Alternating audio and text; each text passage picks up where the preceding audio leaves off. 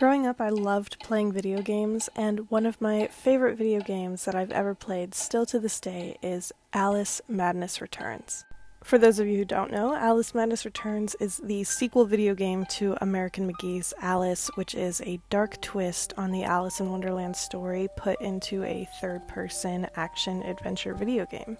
I've always adored the art design and storyline to this video game series, so Emma and I are very excited to be making a custom doll of Alice today, along with the Cheshire Cat, Vorpal Blade, and even the Hobby Horse.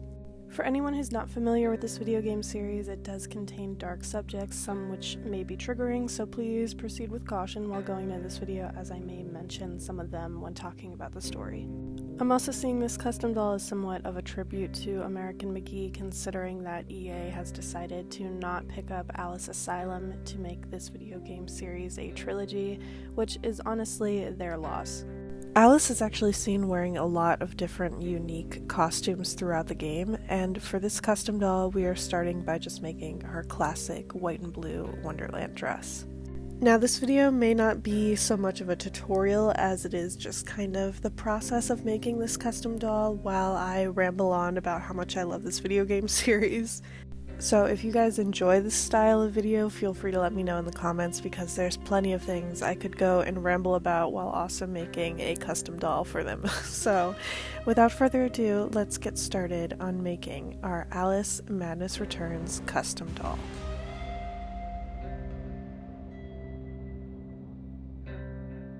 So starting off, I will be using a Ghouls Rule Draculaura from Monster High as the base doll for this project.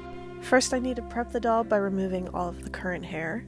And while I'm prepping the doll, I'm going to take this time to explain the synopsis for Alice Madness Returns, just in case there's anybody here who's completely new to the franchise.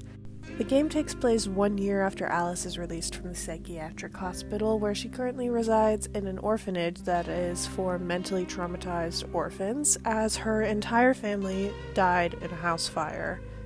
Alice deals with a lot of survivor's guilt, as she is the only person in her family that did not die in the house fire. And so for Alice to confront her past and realize the truth about what happened in her family's house fire, Alice returns to Wonderland to face a new evil. So yeah, if you have no idea what this video game was about and that piqued your interest a little bit, I would definitely recommend giving the video game a try. Now moving on, since the doll is prepped for the reroot, I'm taking my reroot needle and we are going to be using some black saran in the shade Shadow from Shimmerlocks. Now I know some people might be like, her hair was almost completely black already. Well, it was full of glue from glue seepage on old Monster High dolls. I'm sure most of you know that, but I just want to clarify that I'm not like just taking the extra step to be extra. Now, of course, I guess I could have done like the Goo Gone method and then removed all the glue seepage, but honestly, I would rather just it be completely new hair and then I wouldn't have to worry about any glue. Yeah, I don't know. Is this an extra step to do all this? Maybe. I don't know. I'm taking Fabri-Tac glue to seal in the new hair. Like I've said before, this glue is not waxy like old Monster High glue, so it will not melt over time. Now moving on to Alice's face-up, I am removing the factory paint with 100% acetone. I feel so bad every time I take off this gorgeous makeup that Ghouls Rule Draculaura has. It is so detailed and so pretty, but honestly, overall, I'm not really a fan of this doll. Like, she is not my favorite Draculaura, just the makeup is my favorite. Now, I briefly touched on the cancelled video game titled Alice Asylum, which I'd like to go more in depth on what the story of that was going to be, because it was something I was really passionate and excited about, but unfortunately EA is, well, it's EA. So Alice Asylum was going to be a direct sequel to Alice Madness Returns, while simultaneously being a prequel all the way back to American McGee's Alice, being that throughout the game you would play as Alice and her memories and during the asylum where she was like 10, which is crazy. But those parts of the game are just so Alice is reliving her memories of all the mistreatment and things that she went through while she was in the asylum, and current day Alice is like struggling with amnesia and trying to remember all the things that have happened to her in her past. And on top of that, there's also a new adventure happening in Wonderland that she needs to take care of, so it's, yeah.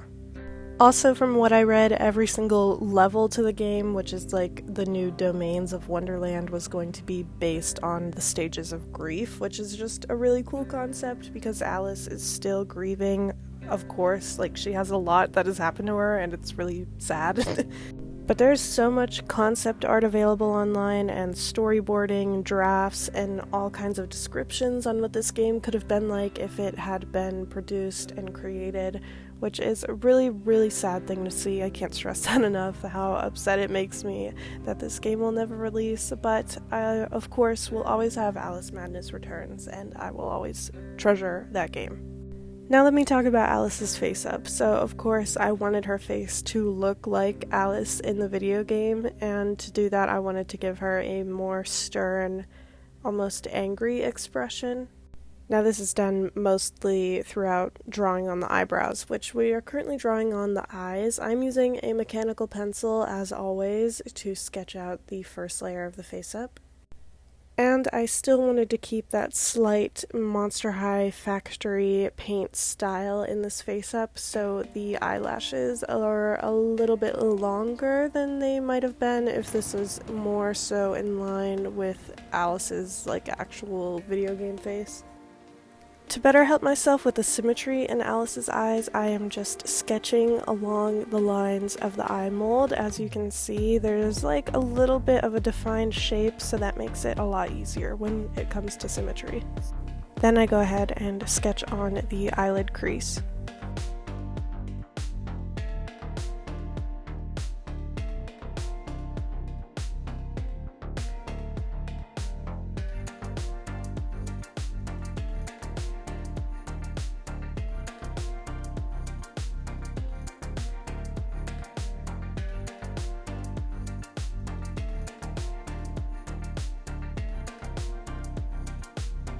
Now I'm sketching out the shape for the irises, which I wanted to keep them a little bit bigger because Alice in the video game almost has like doll-like eyes, so I wanted them to be pretty large.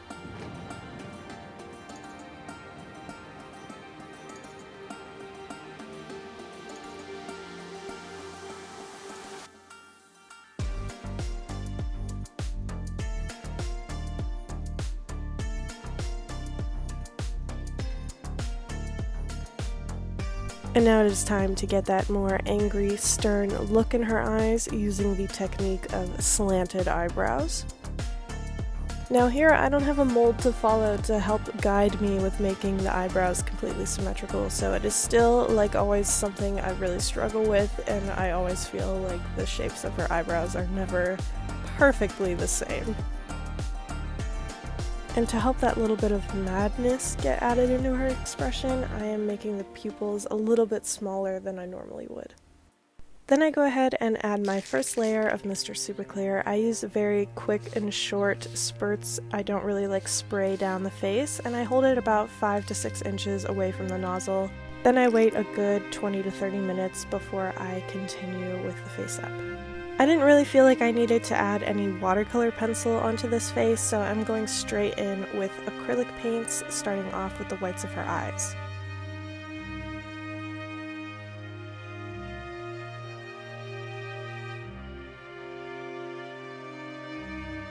Then I'm going right into the irises, making them this bright green, and as you can see, somewhere between when I sketched out the pupils and now, I decided to make them a little bit bigger because I just felt like it wasn't giving what I wanted it to give. I really love how bright green Alice's eyes are because it makes them really stand out, especially when paired with her long black hair, which you will see at the end. Then I go in with a slightly darker green to add a little bit of depth and shadow, and then I am outlining the iris in a very dark green.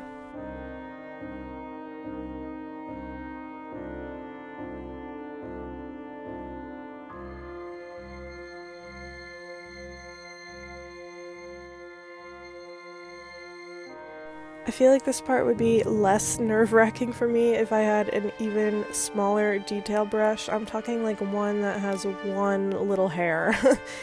I'm also giving Alice a little bit of makeup because looking at close-ups of her face, it does look like she has a little bit of makeup, or maybe she's just really tired or beaten up, I don't know.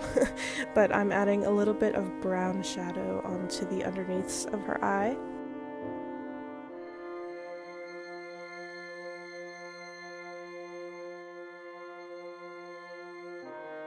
Then for her lid, I'm going in with a dark red.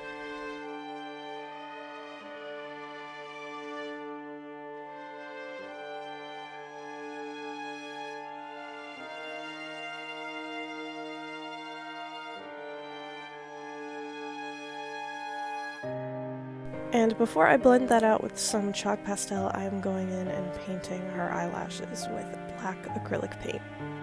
I'm just doing this now so that just in case I mess up one of the eyelashes and I make them too thick, I can fix my mistakes with acrylic paint and sharpen them.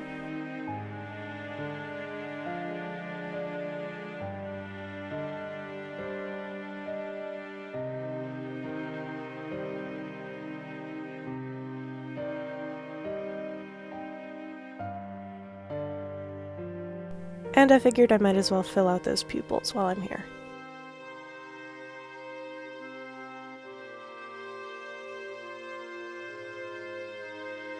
I went ahead and painted her eyebrows with a very dark brown acrylic paint. And then I am completely freehanding her lip shape using a natural tone. So here is how Alice's face up is looking on the second layer. Moving on to the third layer, I am taking a pink chalk pastel and basically trying to make it look like that red eyeshadow is blending from the lid up into the brow bone. I also off camera added a little bit of blush to her cheeks and a little bit of face contouring with some more chalk pastel, and then I added the highlights to her eyes using a dotting tool and some white acrylic paint.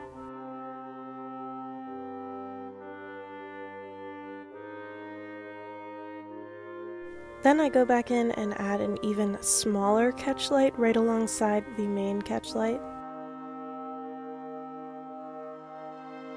And now we can finally see what Alice's face up looks like with her long black hair. As for a finishing touch to her face up, I'm using some high gloss varnish and adding some to her lips.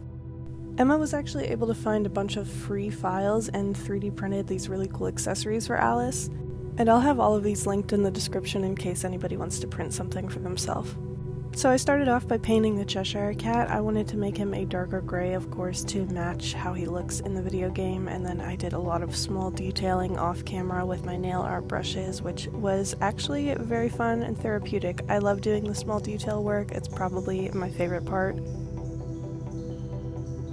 The Cheshire Cat in Alice Madness Returns has a bunch of black tattoo detailing, which was very tedious and, like I said, still therapeutic. I enjoyed doing it a lot, and I think it makes him look even more sinister and creepy. And of course I had to add the blood around his mouth as if he was just eating something. And here is how the Cheshire Cat looks fully painted. I added even a little bit of blood into his claws, and the detail in his face is really, really cool. He's really only about as big as my thumb, so that might put it in perspective of how small this is. And I love the details on his spine. This is a really cool sculpt, so if you guys want to check it out, if you have your own 3D printer, definitely recommend.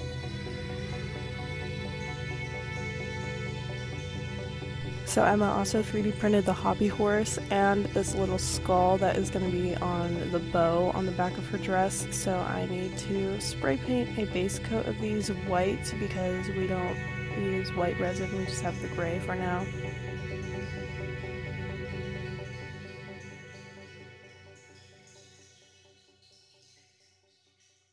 Once the base coat was fully dry, I took them back over to my desk, and the skull can stay white, but the hobby horse is going to be a metallic silver and gold, which is going to be really cool. This is the most leveled up version, or most upgraded version of the hobby horse in the video game, which is the silver unicorn. It's very cool. After maybe 3 to 4 coats of the silver metallic paint, I went in with my black acrylic paint and added details on the straps for the harness. Is it called a harness? I don't know. But yeah, I just painted on those details, and then I added some more details into the eyes. And then we are painting the horn gold because the horn is gold in the video game, and I think it like kind of has like flames coming off of it a little bit. I don't know. I can't really replicate that.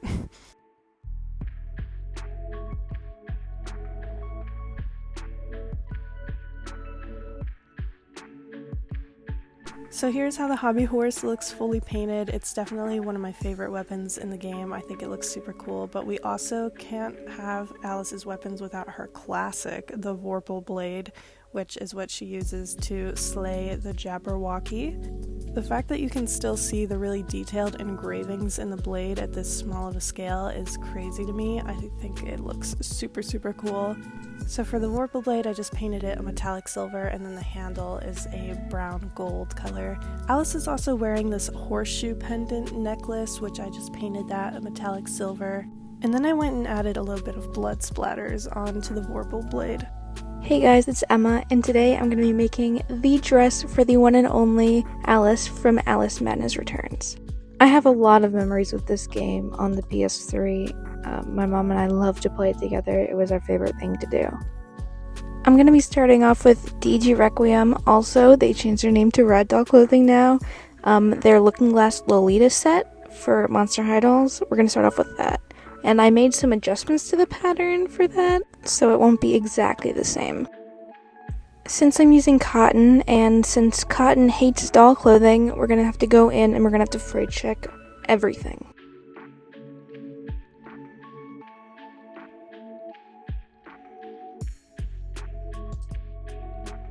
Once everything is nice and dry, we can get started on hemming everything that needs to be hemmed. Did anyone else grow up with this game, or is everyone too young for this game, or... because this is one of my all-time favorite games. It's literally the Monster High equivalent of video games. Like, honestly. Sadly, we will not be getting another one, so thanks a lot, EA. Because FIFA is so much more important. Once the hemming is done, then we can work on gathering those sleeves. And attaching sleeves to dresses is my least favorite thing about sewing. I hate attaching sleeves. They're so small and I always mess them up.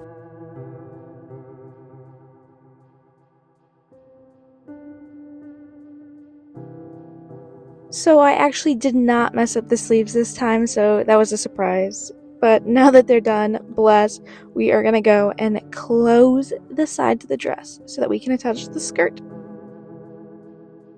Attaching the skirt is another part that takes a little bit to get the hang of because it just gathers wrong or you have extra creases somewhere, so it's just practice and practice, and then you just have to match it up. I like to do a double stitch, I like to pull it. Then if there's any stitches showing after I connect it, I'm just going to go ahead and seam rip those out. Now we can connect the sides of the skirt so that it looks like an actual dress, and the dress will basically be done besides closures in the back. I like to use Velcro. It's the easiest thing for me to use. You can adjust it, so I like it a lot more than snap buttons, but we do end up using snap buttons later on in this video.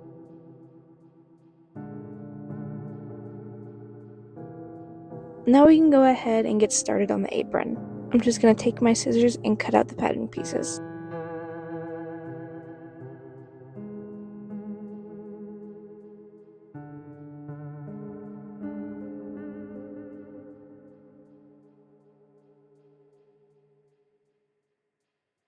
Since this apron is once again cotton, we are going to go and freight check everything.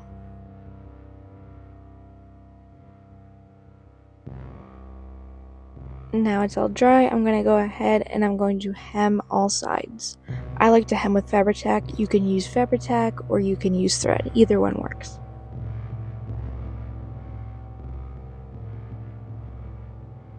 Now that we're hemmed, we're just going to attach everything with the waistband in the middle.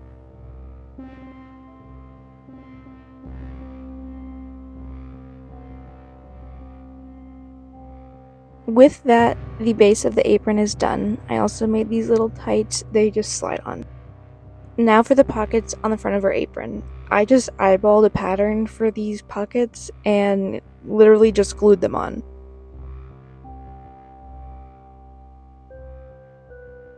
Now that that's done, I added a bow and this skull in the back. So yeah. Yeah, I'm really happy with how that turned out. It's really cute. And then I wanted to add this little lace detail to the bottom of her dress because I missed that in the pictures. Now we can get Miss Alice all dressed up and ready to go fight the Red Queen.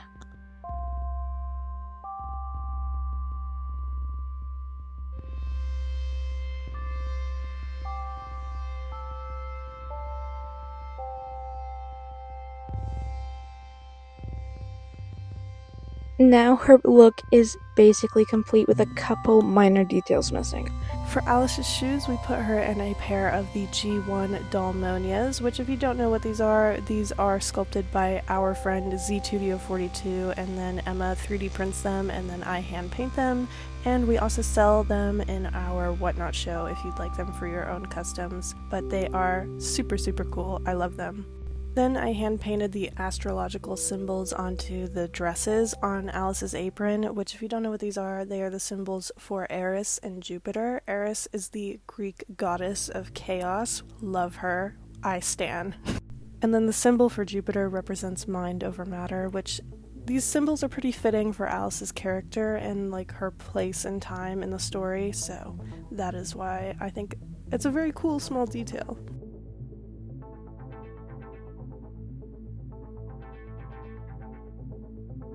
So we're going to go ahead and we're going to add the blood onto her apron.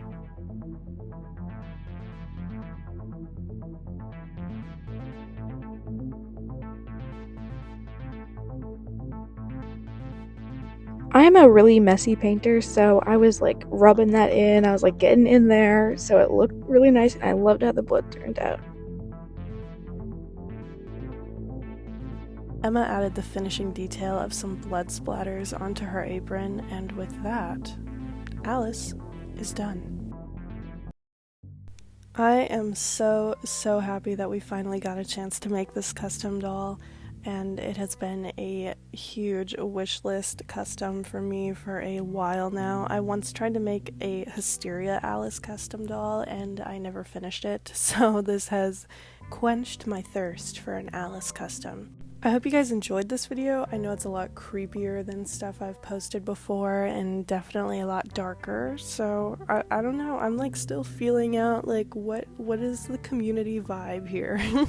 As always, I want to give a huge thank you to my patrons. Thank you so much to Hannah, Sophie, Lily, Ohio from Ohio, Emmy Lisis, Christian, and Cat Lady. This doll will actually be available for auction during our next Whatnot show, which will be this Thursday, which is August 10th, 2023, if you are watching this in the future. Making customs and videos like this is actually a pretty expensive hobby, so I really thank you guys so much for all the support that you give us when we do our auctions and live shows. There will also be a restock of all of the 3D printed shoes for those of you who are interested in those. As always, thank you guys so much for watching this video, and thank you so much for your support. As always, if you'd like to see more videos from me, you can subscribe and never miss a new custom doll video.